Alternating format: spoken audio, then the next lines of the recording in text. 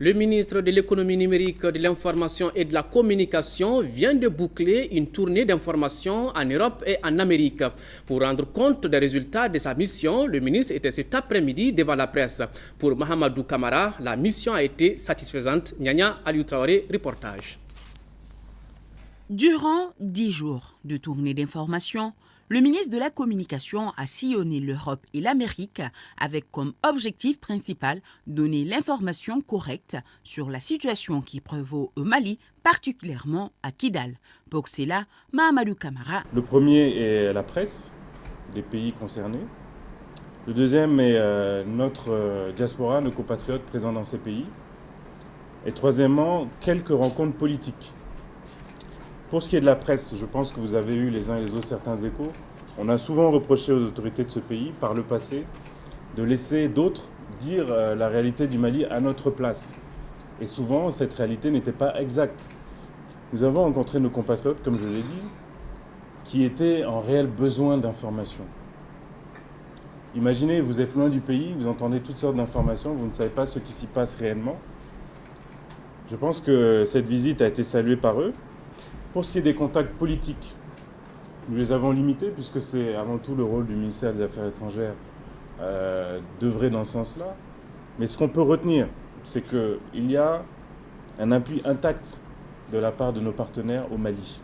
C'est clair, que ce soit la France, que ce soit l'Union européenne, que ce soit les États-Unis d'Amérique, ils sont les uns et les autres nos alliés et nous l'ont redit.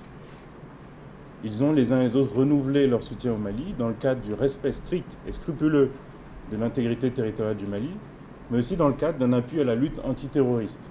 C'est donc un ministre satisfait qui s'est présenté devant les médias au cours de cette conférence de restitution de mission. Nous sommes très satisfaits de cette tournée parce que nous estimons qu'elle a permis au Mali de porter.